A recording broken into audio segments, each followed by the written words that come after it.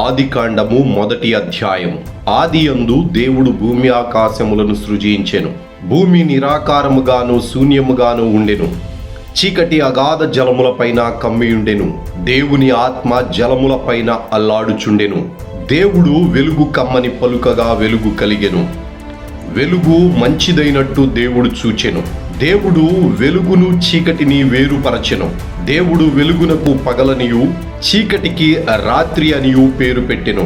అస్తమయమును ఉదయమును కలుగగా ఒక దినమాయెను. మరియు దేవుడు జలముల మధ్య ఒక విశాలము కలిగి ఆ జలములను ఈ జలములను వేరుపరచునుగాకని పలికెను.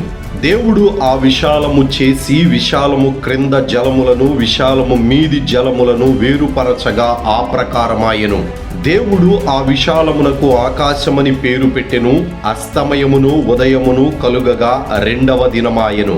దేవుడు ఆకాశము క్రిందనున్న జలములొక చోటనే కూర్చబడి ఆరిన నేల కనబడునుగాకని పలుకగా ఆ ప్రకారమాయెను. దేవుడు ఆరిన నేలకు భూమి అని పేరు పెట్టెను.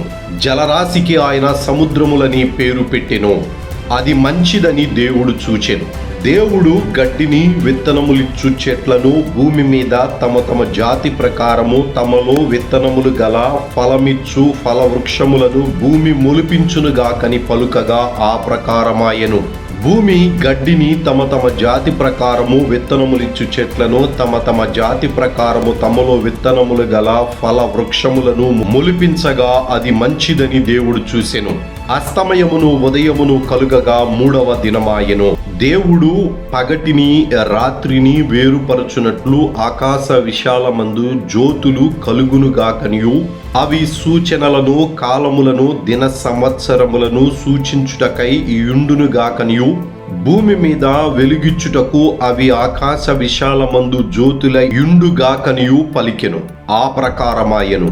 దేవుడు ఆ 2 గొప్ప జ్యోతులను అనగా పగటిని ఏలుటకు పెద్ద జ్యోతిని రాత్రిని ఏలుటకు చిన్న జ్యోతిని నక్షత్రములను చేసెను. భూమి మీద వెలుగిచ్చుటకు పగటిని రాత్రిని ఏలుటకు వెలుగును చీకటిని వేరుపరచుటకును దేవుడు ఆకాశ విశాలమందు వాటిని నుంచెను. అది మంచిదని దేవుడు చూచెను.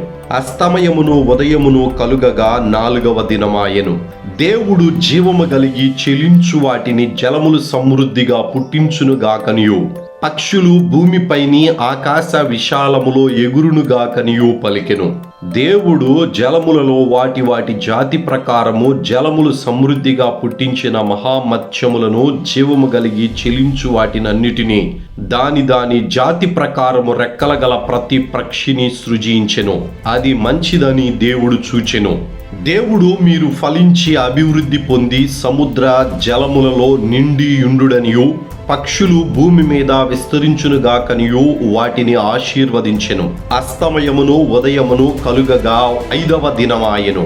దేవుడు వాటి వాటి జాతి ప్రకారము జీవము గల వాటిని అనగా వాటి వాటి జాతి ప్రకారము పశువులను పురుగులను అడవి జంతువులను భూమి పుట్టించునుగాకని పలికెను. ఆ ప్రకారమాయెను. దేవుడు ఆయా జాతుల ప్రకారము అడవి జంతువులను ఆయా జాతుల ప్రకారము పశువులను ఆయా జాతుల ప్రకారము నేలను ప్రాకు ప్రతి పురుగును చేసెను. అది మంచిదని దేవుడు చూచెను. దేవుడు తన స్వరూపమందు తన పోలిక చొప్పున నరులను చేయుదము. వారు సముద్రపు చేపలను ఆకాశ పక్షులను పశువులను సమస్త భూమిని భూమి మీద ప్రాకు ప్రతి జంతువును ఏలుదురుగాకని పలికెను. దేవుడు తన స్వరూపమందు నరుని సృజించెను.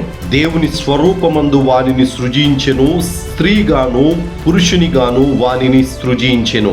దేవుడు వారిని ఆశీర్వదించెను. అనగా మీరు ఫలించి అభివృద్ధి పొంది విస్తరించి భూమిని నిండించి దానిని లోబర్చుకొనుడి. సముద్రపు చేపలను ఆకాశ పక్షులను భూమి మీద ప్రాకు ప్రతి జీవిని ఏలుడని దేవుడు వారితో చెప్పెను. దేవుడు ఇదిగో భూమి మీదనున్న విత్తనములిచ్చు ప్రతి చెట్టును విత్తనములిచ్చు వృక్ష ఫలము గల ప్రతి వృక్షమును మీకిచ్చి ఉన్నాను. అవి మీకు ఆహారమగును. భూమి మీద నుండు జంతువులన్నిటికిని ఆకాశ పక్షులన్నిటికిని భూమి మీద ప్రాకు సమస్త జీవులకును పచ్చని చెట్లన్నీయు ఆహారమగునని పలికెను. ఆ ప్రకారమాయెను. దేవుడు తాను చేసినది యావత్తును చూచినప్పుడు అది చాలా మంచిదిగా నుండెను. అస్తమయమును ఉదయమును కలుగగా 6వ దినమాయెను.